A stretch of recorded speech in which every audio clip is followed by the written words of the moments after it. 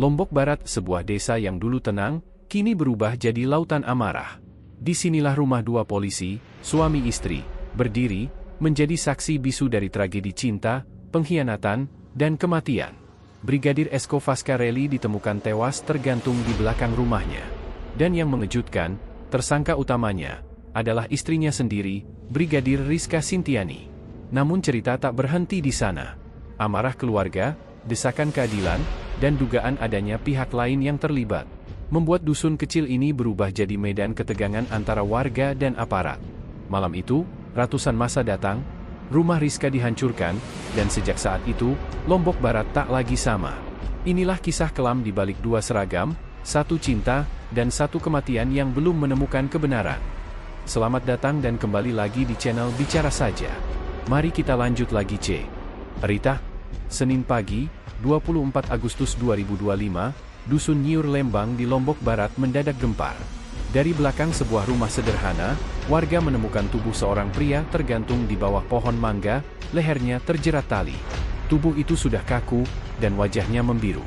Saat polisi tiba, identitas korban segera terungkap, Brigadir Esko Fascarelli, anggota kepolisian yang dikenal ramah dan disiplin. Awalnya, kabar yang beredar cepat di media lokal menyebutkan bahwa Brigadir Esko bunuh diri.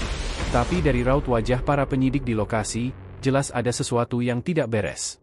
Kepala keluarga yang dikenal tegas itu ditemukan hanya beberapa meter dari dapurnya sendiri, di rumah yang juga dihuni oleh istrinya, Brigadir Rizka Sintiani, rekan sesama anggota kepolisian.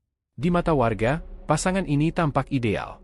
Dua aparat negara yang hidup dalam satu rumah dinas kecil di pinggir kebun, jauh dari hiruk-pikuk kota. Tapi di balik ketenangan itu, rupanya sedang tumbuh badai yang tak pernah disangka. Polisi mulai melakukan olah tempat kejadian perkara. Dari hasil awal, tidak ada kursi, bangku, atau alat bantu yang digunakan untuk menggantung diri.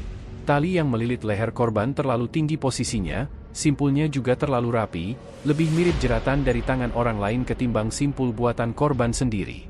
Selain itu, dari hasil visum, ditemukan luka lebam di bagian wajah dan punggung, seolah korban sempat dianiaya sebelum tewas. Hal inilah yang membuat penyidik berpikir, apakah benar Brigadir Esko mengakhiri hidupnya sendiri, atau justru seseorang berusaha menyembunyikan pembunuhan di balik skenario bunuh diri? Sementara itu, Brigadir Rizka, sang istri, terlihat sangat tenang. Ia menangis di depan warga, tapi tangisnya terasa datar. Ia bahkan menjawab setiap pertanyaan penyidik dengan nada mantap, tanpa ragu. Kami sempat bertengkar malam itu, tapi suami saya keluar rumah.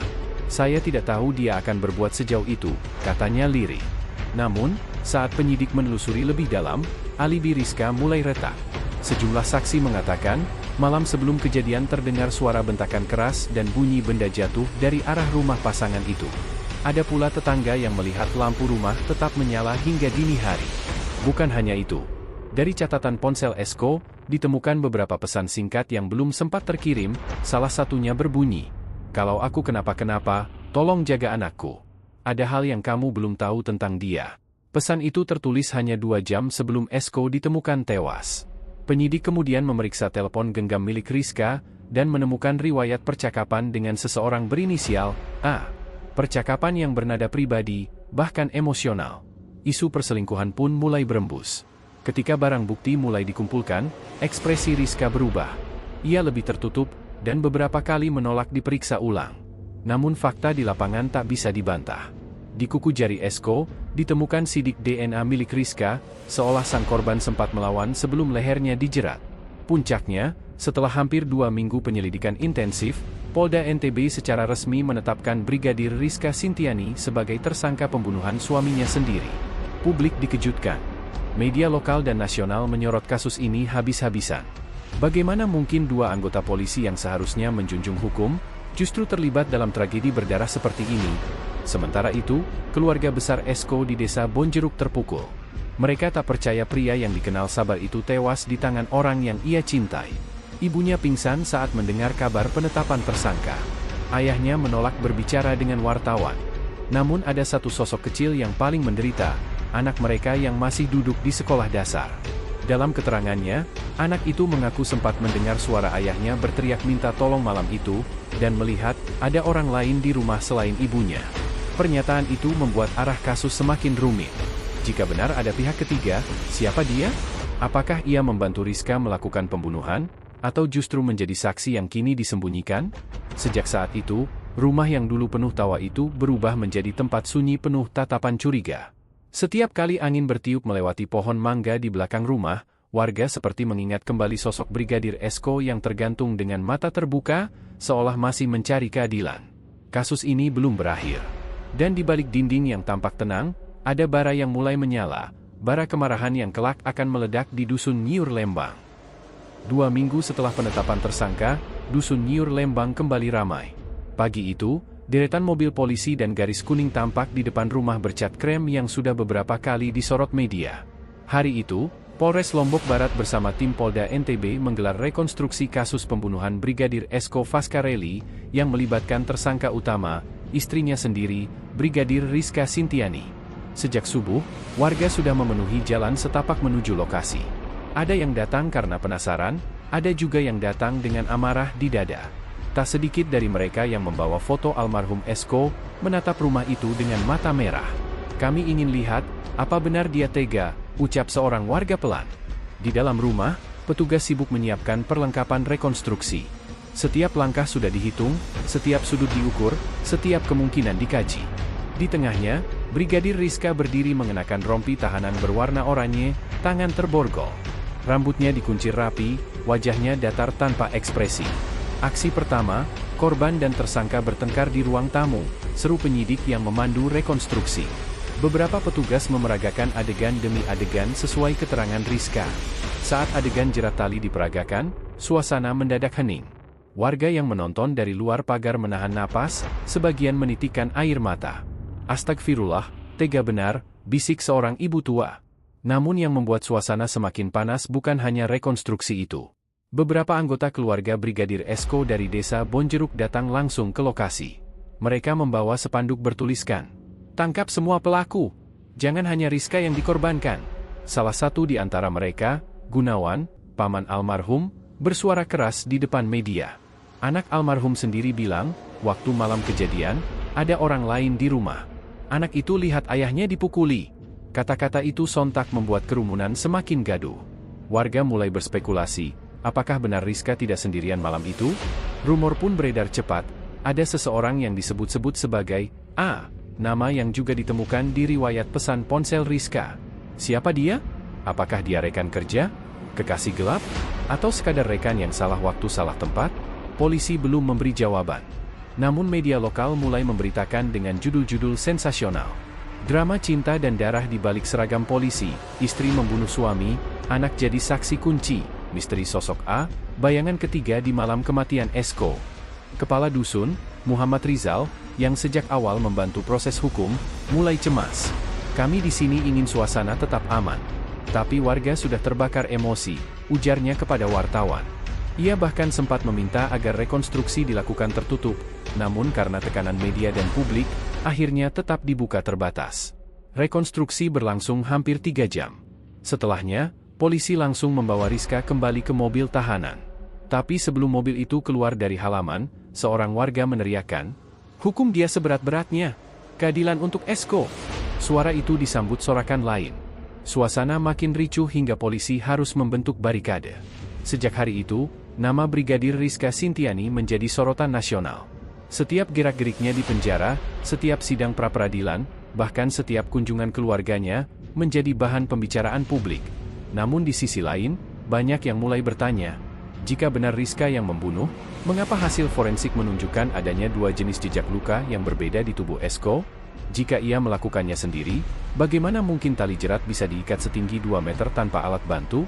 Pertanyaan-pertanyaan itu membuat opini publik terbelah. Sebagian menuduh Rizka sebagai pembunuh keji, sebagian lagi curiga ada pihak lain yang sedang dilindungi. Di tengah kekacauan itu, keluarga besar Esko semakin tidak sabar. Mereka menuntut agar polisi membuka kembali penyelidikan dan menangkap orang lain yang disebut dalam keterangan anak korban. Gunawan, juru bicara keluarga, bahkan mengirim surat resmi ke Kapolda NTB, menegaskan bahwa pihaknya tidak akan berhenti sebelum semua pelaku ditangkap. Di rumah duka di desa Bonjeruk, foto Brigadir Esko diletakkan di ruang tamu dengan lilin kecil menyala di depannya. Ibunya, yang masih berduka, menatap foto itu setiap malam. Dia orang baik. Kalau mati digantung, pasti bukan dia yang mau. Ada yang buat dia begitu, katanya lirih. Sementara itu, di Nyiur Lembang, rumah Rizka tetap dijaga polisi. Setiap malam, warga masih berkumpul di pos ronda, membicarakan kasus ini tanpa lelah. Ada yang marah, ada yang takut, dan ada pula yang hanya ingin semua ini segera berakhir. Tapi ternyata, badai baru saja dimulai. Beberapa hari setelah rekonstruksi itu, datang kabar mengejutkan, rombongan dari pihak keluarga Esko akan datang lagi ke rumah Rizka. Awalnya, katanya, hanya untuk mengambil STNK dan BPKB mobil milik almarhum. Tapi siapa sangka, kedatangan itu justru menjadi pemicu tragedi baru, perusakan rumah, amarah massa, dan bentrok yang membuat seluruh Lombok Barat berguncang. Rabu sore, 8 Oktober 2025, langit dusun Nyiur Lembang tampak mendung. Angin berembus pelan melewati hamparan kebun kelapa dan sawah yang mulai menguning. Di balik ketenangan itu, tak ada yang tahu bahwa sebentar lagi, sebuah ledakan emosi akan mengubah desa kecil di Lombok Barat itu menjadi lautan kemarahan. Sekitar pukul 15.30 WITA, 2 truk besar berwarna hijau, 1 mobil bak terbuka, dan belasan sepeda motor terlihat melintas dari arah Bonjeruk menuju jembatan gantung. Di dalamnya, puluhan pria dengan wajah tegang, sebagian membawa spanduk dan selebaran bertuliskan tuntutan keadilan untuk Brigadir Esko Fascarelli. Menurut keterangan kepala dusun setempat, Muhammad Rizal, awalnya kedatangan rombongan itu hanya bersifat administratif. Mereka bilang mau ambil STNK dan BPKB mobil almarhum, yang katanya masih disimpan pihak Rizka, ujar Rizal. Namun tak lama setelah mereka tiba di depan rumah bercat krem milik Brigadir Rizka Sintiani, suasana berubah drastis. Suara teriakan mulai terdengar. Seorang pria paruh baya menunjuk-nunjuk ke arah rumah sambil berteriak. "Ini rumahnya! Disinilah Esko dibunuh! Disinilah dia dijerat sampai mati!" Warga sekitar yang awalnya hanya menonton dari jauh, ikut terpancing emosi. Sebagian mengangkat batu, sebagian memukul-mukul pagar besi rumah itu. Polisi yang berjaga hanya 3 orang, tak cukup untuk menenangkan puluhan massa yang kini semakin liar. Pukul 16 WITA, situasi benar-benar tak terkendali. Lemparan batu pertama menghantam kaca jendela depan, diikuti teriakan histeris dari warga. Kaca pecah berhamburan. Disusul pukulan keras ke tembok dan pintu. Dalam hitungan menit, tembok luar rumah itu retak dan jebol. Batu-batu beterbangan, menimbulkan debu dan suara kaca pecah yang menggema di antara jeritan. Di seberang jalan, rumah nenek Brigadir Rizka yang sudah renta ikut menjadi sasaran. Ia hanya bisa menjerit ketakutan dari balik pintu kayu, sementara massa menghancurkan pagar dan menendang 1 sepeda motor yang terparkir hingga ringsek. "Tolong, jangan rusak rumah ini, nenek di dalam," teriak salah satu tetangga. Tapi amarah sudah membutakan banyak orang. Mereka ingin melampiaskan rasa sakit, rasa kehilangan, dan rasa dikhianati oleh sesama aparat yang seharusnya melindungi. Kepala dusun Rizal panik. Ia berlari ke kantor desa untuk meminta bantuan polisi tambahan. "Kami pikir cuma datang baik-baik. Tapi tiba-tiba yang datang bukan cuma 2-3 orang, melainkan satu rombongan besar. Kita kaget, langsung hubungi polisi," tuturnya. Tak lama, suara sirene polisi terdengar mendekat. 4 mobil patroli datang dari arah gerung. Petugas langsung membentuk barikade, mencoba membubarkan massa yang masih marah. Namun sebagian menolak pergi, mereka menuntut agar semua pelaku pembunuhan Esko ditangkap, bukan hanya Rizka. Di tengah kekacauan itu, seorang pria bernama Gunawan, yang diketahui masih keluarga dekat almarhum Esko, maju ke depan dan berseru di hadapan polisi dan warga. "Kami datang bukan untuk rusuh. Kami datang karena keadilan belum ditegakkan." Anak korban sendiri bilang, bukan cuma Rizka yang memukuli ayahnya. "Semua yang disebut anak itu harus ditangkap." Kata-kata Gunawan menggema di udara sore yang muram itu. Tapi kemarahan warga sudah terlanjur membara. Rumah itu kini tak lagi utuh, pintu depan terlepas, dinding penuh lubang, dan jendela pecah berhamburan di tanah. Sementara itu, beberapa warga mencoba menenangkan situasi. Mereka menutup akses jalan agar massa tak meluas ke rumah-rumah lain. Namun kerusakan sudah terjadi. Dusun kecil itu kini seperti medan perang. Menjelang maghrib, suasana mulai reda setelah polisi menambah jumlah personel pengamanan. Massa perlahan mundur, meninggalkan puing-puing kaca, kayu patah, dan dinding yang retak. Rumah itu kini berdiri rapuh, saksi bisu dari amarah yang meledak tanpa kendali. Kepala dusun Muhammad Rizal kembali memberi pernyataan kepada media malam itu. Dengan wajah letih, ia berkata, "Saya harap polisi lebih aktif menjaga, karena warga sudah mulai resah. Kami takut ada kejadian susulan." Di sini semua orang masih emosional. Peristiwa sore itu membuat seluruh Lombok Barat geger.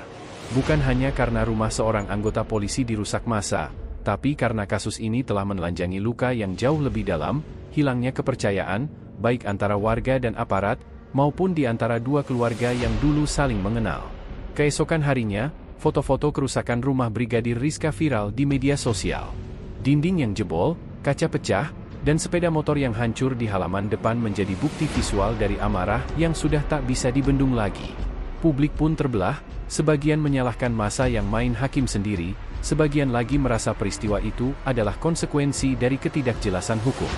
Di balik semua kekacauan itu, Brigadir Rizka sendiri, yang kini mendekam di tahanan Polda NTB, dikabarkan menangis saat mendengar rumahnya dirusak. Namun dari pihak keluarga Esko, suara mereka tetap tegas. "Kami tidak akan tenang sebelum semua pelaku yang disebut anak korban ditangkap. Kami tidak mau Esko hanya dikenang sebagai korban tanpa keadilan." Dan di dusun yang kini sepi itu, warga masih menatap rumah yang setengah runtuh dengan rasa was-was. Karena mereka tahu, ini belum berakhir. Amarah bisa reda, tapi dendam jarang benar-benar padam. Malam setelah kerusuhan itu, dusun Nyiur Lembang seperti kota mati. Lampu-lampu rumah banyak yang dimatikan lebih awal, suara jangkrik menggantikan percakapan warga yang biasanya ramai di beranda. Hanya cahaya dari rumah yang rusak itu yang masih tampak samar, lampu gantungnya bergoyang, dindingnya penuh retak, kaca berhamburan di tanah. Polisi berjaga sepanjang malam, sementara warga menutup diri di dalam rumah masing-masing. Di udara, masih terasa sisa ketegangan yang belum reda. Kepala dusun, Muhammad Rizal, duduk di kursi kayu di depan rumahnya, menatap ke arah rumah Brigadir Rizka yang kini dijaga dua petugas bersenjata. "Tiang, saya takut kalau ini berulang. Orang-orang di sini sudah tidak percaya lagi kalau hukum bisa cepat bertindak," ujarnya pelan. Keesokan harinya, Polres Lombok Barat menggelar konferensi pers. Dengan wajah tegas, Kabid Humas Polda NTB, AKBP Muhammad Khalid, berbicara singkat kepada wartawan. "Kasus perusakan rumah Brigadir Rizka sudah kami tangani. Saat ini penyelidikan dilakukan oleh Polres Lombok Barat," katanya singkat. Namun pernyataan itu tak cukup meredakan gejolak. Warga menilai kepolisian terlalu lambat bertindak. Kalau ini rumah orang biasa, sudah ditangkap pelakunya dari semalam. Tapi karena ini urusan sesama polisi, semuanya lambat, ujar seorang warga dengan nada kesal kepada wartawan. Sementara itu, keluarga besar almarhum Brigadir Esko Faskareli di desa Bonjeruk tetap bersuara lantang. Mereka menolak disebut sebagai pemicu kerusuhan. Salah satu anggota keluarga, Gunawan, menegaskan bahwa kedatangan mereka ke rumah Rizka sebenarnya damai, tapi situasi berubah karena kemarahan rakyat yang menuntut keadilan. "Kami tidak berniat rusuh. Kami hanya ingin ambil BPKB dan STNK mobil yang memang milik almarhum. Tapi saat kami tiba, warga setempat ikut datang, suasana jadi panas. Kami tidak bisa kendalikan," kata Gunawan di depan media. Ia juga menegaskan bahwa keluarga Esko menuntut polisi menangkap semua orang yang disebut oleh anak korban. Anak itu bilang sendiri, waktu ayahnya dipukul, bukan cuma ibunya yang ada di sana. Semua harus ditangkap. "Kami ingin kebenaran, bukan alasan," ujarnya tegas. Di sisi lain, pihak keluarga Brigadir Rizka yang kini tinggal berpencar karena rumah mereka hancur, mengaku merasa terancam. Nenek Rizka, perempuan tua berusia 70 tahun, kehilangan tempat tinggal karena rumahnya ikut dirusak. Dalam wawancara singkat, ia hanya berkata lirih, "Saya tidak tahu apa salah saya. Saya hanya ingin tenang.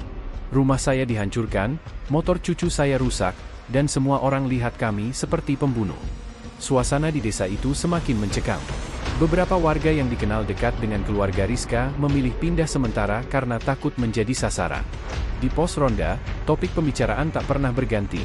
Siapa dalang di balik kematian Brigadir Esko, dan sampai kapan polisi hanya diam? Media nasional mulai menyorot peristiwa ini sebagai ledakan emosi publik akibat ketidakjelasan hukum. Kritik datang dari berbagai pihak. Pengamat hukum menyebut bahwa kasus seperti ini mencerminkan rapuhnya kepercayaan publik terhadap penegakan hukum di kalangan aparat sendiri. Ketika polisi terlibat dalam kasus berat seperti pembunuhan, publik menuntut transparansi penuh.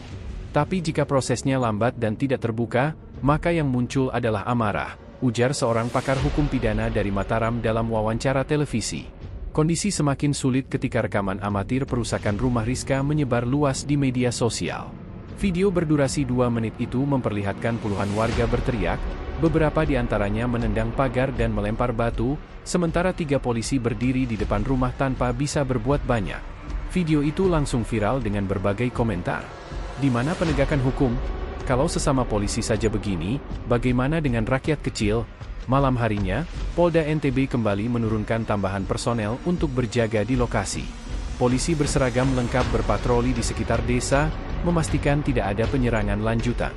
Namun di tengah upaya menjaga keamanan itu, rasa takut dan curiga tetap menghantui warga. Sementara itu, di balik jeruji tahanan Polda NTB, Brigadir Rizka Sintiani dikabarkan terpukul mendengar kabar rumahnya dirusak. Ia menangis di ruang tahanan dan meminta agar ibunya diamankan. Namun kepada penyidik, ia tetap bersikeras. Saya tidak membunuh Esko. Saya tahu siapa yang melakukannya, tapi saya takut bicara. Kalimat itu memunculkan spekulasi baru, bahwa ada pihak lain yang lebih besar terlibat dalam kematian Brigadir Esko. Namun siapa orang yang dimaksud? Apakah benar sosok A yang pernah disebut dalam penyidikan sebelumnya? Ataukah seseorang dari lingkaran internal kepolisian itu sendiri? Pihak Polda belum memberi keterangan lebih lanjut. Tapi satu hal yang jelas, kasus ini belum selesai. Bahkan kini, bukan hanya kasus pembunuhan yang disorot, melainkan juga krisis kepercayaan antara warga, keluarga korban, dan institusi penegak hukum. Di tengah reruntuhan rumah yang retak dan sisa abu di halaman, seorang warga menancapkan papan kayu bertuliskan sederhana, "Keadilan belum mati, tapi ia berdarah di sini." Dan sejak malam itu, setiap kali angin bertiup membawa debu dari reruntuhan, warga Dusun Nyiur Lembang tahu, luka itu belum akan sembuh dalam waktu dekat. Malam setelah kerusuhan itu, Dusun Nyiur Lembang seperti kota mati. Lampu-lampu rumah banyak yang dimatikan lebih awal, suara jangkrik menggantikan percakapan warga yang biasanya ramai di beranda. Hanya cahaya dari rumah yang rusak itu yang masih tampak samar, lampu gantungnya bergoyang, dindingnya penuh retak, kaca berhamburan di tanah. Polisi berjaga sepanjang malam, sementara warga menutup diri di dalam rumah masing-masing. Di udara, masih terasa sisa ketegangan yang belum reda. Kepala dusun, Muhammad Rizal, duduk di kursi kayu di depan rumahnya, menatap ke arah rumah Brigadir Rizka yang kini dijaga 2 petugas bersenjata. "Tiang, saya takut kalau ini berulang. Orang-orang di sini sudah tidak percaya lagi kalau hukum bisa cepat bertindak," ujarnya pelan. Keesokan harinya, Polres Lombok Barat menggelar konferensi pers. Dengan wajah tegas, Kabid Humas Polda NTB, AKBP Muhammad Khalid, berbicara singkat kepada wartawan. "Kasus perusakan rumah Brigadir Rizka sudah kami tangani. Saat ini penyelidikan dilakukan oleh Polres Lombok Barat," katanya singkat. Namun pernyataan itu tak cukup meredakan gejolak. Warga menilai kepolisian terlalu lambat bertindak. Kalau ini rumah orang biasa, sudah ditangkap pelakunya dari semalam. Tapi karena ini urusan sesama polisi, semuanya lambat, ujar seorang warga dengan nada kesal kepada wartawan. Sementara itu, keluarga besar almarhum Brigadir Esko Faskareli di desa Bonjeruk tetap bersuara lantang. Mereka menolak disebut sebagai pemicu kerusuhan. Salah satu anggota keluarga, Gunawan, menegaskan bahwa kedatangan mereka ke rumah Rizka sebenarnya damai, tapi situasi berubah karena kemarahan rakyat yang menuntut keadilan. "Kami tidak berniat rusuh. Kami hanya ingin ambil BPKB dan STNK mobil yang memang milik almarhum. Tapi saat kami tiba, warga setempat ikut datang, suasana jadi panas. Kami tidak bisa kendalikan," kata Gunawan di depan media. Ia juga menegaskan bahwa keluarga Esko menuntut polisi menangkap semua orang yang disebut oleh anak korban. Anak itu bilang sendiri, waktu ayahnya dipukul, bukan cuma ibunya yang ada di sana. "Semua harus ditangkap. Kami ingin kebenaran, bukan alasan," ujarnya tegas.